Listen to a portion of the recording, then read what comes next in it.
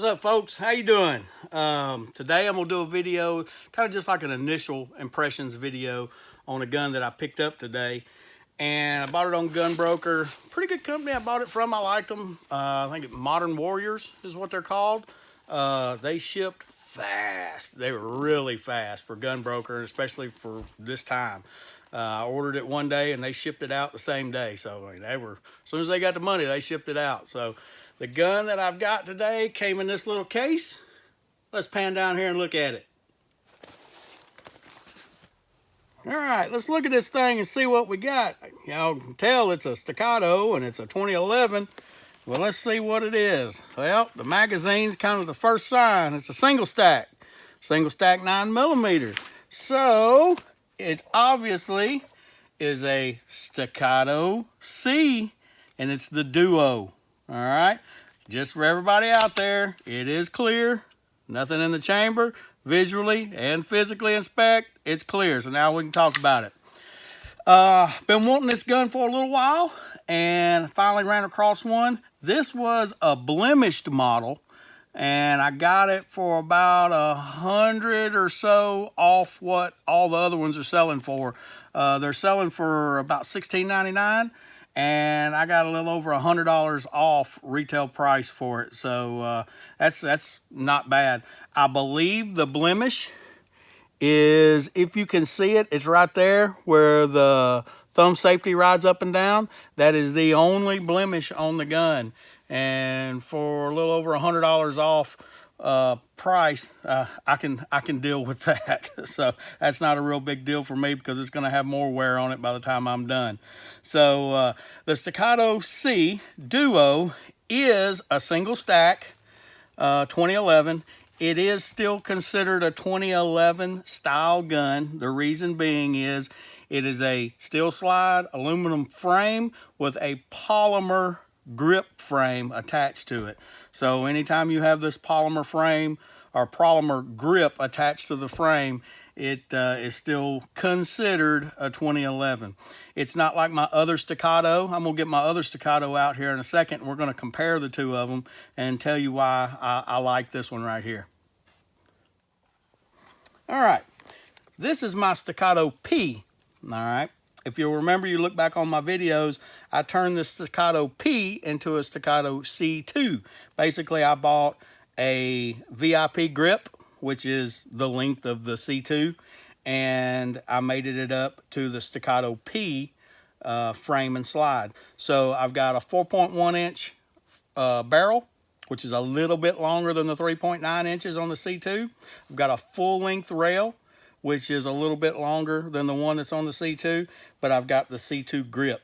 Now, if you'll notice, the C2, or the P, and then the C, there is a definite difference in that magazine well. The Staccato P is a double stack, all right? This one holds, I wanna say 16 rounds. Yep, 16 rounds in the magazine versus 8 rounds in the magazine. So you've got a definite capacity difference there. This one holds double the capacity. This one is much slimmer in the grip though, and is much easier to carry. It's also considerably lighter. It's got an aluminum alloy frame compared to a steel frame. Now, don't get me wrong, this Staccato P, man, this thing, I've recorded some of my fastest times ever with this gun, and it is sweet to shoot. It's got a fantastic trigger on it, and oh yeah, it breaks right at 3 pounds, and it is a beautiful, beautiful trigger, and it's a super fun gun to shoot. This one, on the other hand, is going to be a gun that I can carry all the time if I choose to. Let's zoom in here and kind of look at some of the features on this Staccato C. First and foremost, the Duo optics plate. This optics plate comes off via a hex screw right here. The whole plate comes off, rear sight and all. You can mount an additional plate that will have a rear sight on it for a micro compact red dot.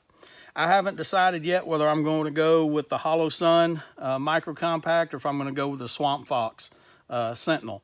I'm kind of leaning towards the Swamp Fox just because they're an American company, but I haven't made up my mind yet. But I do like that this is capable of an optic if I ever choose to put one on there, and I will put one on there sooner or later. The grip on this is an officer-sized grip, meaning that it's a shorter grip than a government or commander. It still allows me to get a full firing grip on the gun, but it is definitely shorter than a government-sized grip. Like I said, the capacity is 8+1, so you've got 9 rounds in there. It does come with a rounded butt treatment on there. If you can see, that back end is rounded off, similar to the way I rounded off the back end on my Staccato P. It does have an accessory rail on the aluminum alloy frame. It is ambidextrous safeties, and it comes with a long polymer trigger. It also comes with a blacked out rear sight with a fiber optic front sight, and it is a bull barrel. The barrel does have a crown on it. It's not a heavy crown, but it does have what appears to be about an 11-degree crown on it, and it comes with the STI Recoil Master guide rod system. I haven't got to shoot this gun yet. I'm probably going to take it out tomorrow and shoot it. I just wanted to do an initial impressions of the gun video. And overall, the impressions are really good. First of all, the first impression that I noticed on this gun, the lockup when it's in battery is very tight. If you'll listen, you can hear it break out of battery, and you can hear it lock up into battery. It's very, very tight. The barrel fitment, from what I mean is the barrel fitment is very, very tight, which should lend itself to be to make the gun very accurate as well. Also, the slide to frame fit. I don't know if y'all can see it there. It is a seamless slide to frame fit. The extractor is nice and flush with the back of the slide. Everything is blended in well. And the side-to-side movement and the up and down movement are literally none. I can feel none. Whether I'm pulling it from the front, up and down from the front, side to side from the front, or in the back, there is absolutely no movement. I do expect with this aluminum alloy frame for some movement to develop over time, but it shouldn't be an excessive amount of movement. The trigger on this gun. That is my one complaint with the gun. And I don't really even want to say it's a complaint. It's the one thing on the gun that doesn't live up to my expectation of the gun. The trigger on the gun, it's probably about 4 pounds. I'll get out my trigger pull gauge here in a second and we'll weigh it. It's probably about 4 pounds.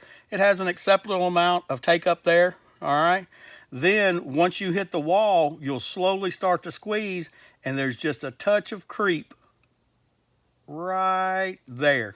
I don't know if you could see the trigger move, but if you'll watch again, I'll take that slack out. I'll go to move the trigger. Just that little bit of movement right there is creep. In a defensive gun, it doesn't really bother me all that much, but in a $1,600 gun, it does kind of bother me a little bit. I would expect a $1,600 gun to have a flawless trigger out of the box. I'll wind up doing some trigger work to it just to take that creep out and probably lighten it by about 1 pound. But let's get the calipers out, and or not the calipers, let's get the scale out and see how much this trigger weighs. All right, now I have not weighed this trigger yet. I'm going to guess it's somewhere in the 4 pound range. So let's get this out and do a couple of trigger pulls and see what it comes in at. 3 pounds, 15.8 ounces, 4 pounds. Let's try one more. See what it comes in at. 4 pounds, almost even. And one last one.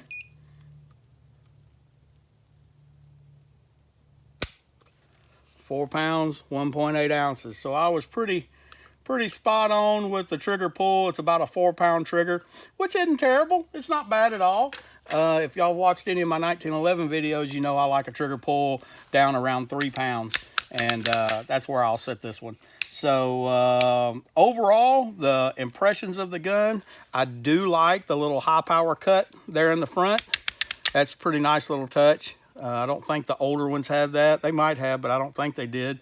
But I like the little high power cut there in the front. The serrations are very grippy, just like with my Staccato P. I will change this thumb safety and the trigger out, so the next time you see it, it'll have a different thumb safety and trigger. I'll change this out for a short trigger, and I'll change this out for an EGW thumb safety. The texture on the gun. I like guns that have quite a bit of texture on them. This texture looks really good.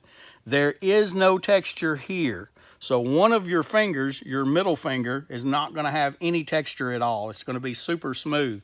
Your other fingers, they're just going to have a mild amount of texture. Your support hand that comes and marries in, it's not got much texture either. So if I were to give it some pros, I would say that I like the weight of the gun. It feels well balanced. It's not excessively heavy up front. I like the Duo or the Dawson mounting system for optics. I do like that you retain a rear sight with it. I like that it sits low enough that you can co-witness your sights. I like the finish. It's a DLC finish. I like the size, the overall size. I like the abbreviated beaver tail here. It's not a full beaver tail. And overall, it's a high quality gun. My dislikes on the gun, one is the feel of the grip, just the overall traction of the grip. There's not enough texture there to get a good firm grip on the gun. The other thing that I will still say is a con is the trigger. Even though it's 4 pounds, which is a good weight on a gun, it's got that creep in there, and that creep is, to me, unacceptable on a gun that costs $1,600. So I can fix the trigger. I can fix the creep in the trigger, so that's not that big of a deal for me. But overall, I'm going to have to give this thing a big thumbs up. But like I said, with the Fusion 10mm I have, the proof is in the pudding. If it runs out of the box, then it's going to be a good gun. If it doesn't, then that'll be a telltale sign of whether I actually carry this thing or not. So anyway, appreciate y'all watching. If you like the video, give it a thumbs up. I will have a follow-up video on this in the next week or so, and of actual range time, and I'll give you my thoughts of actually shooting this gun. Thank y'all for watching, and have a good night.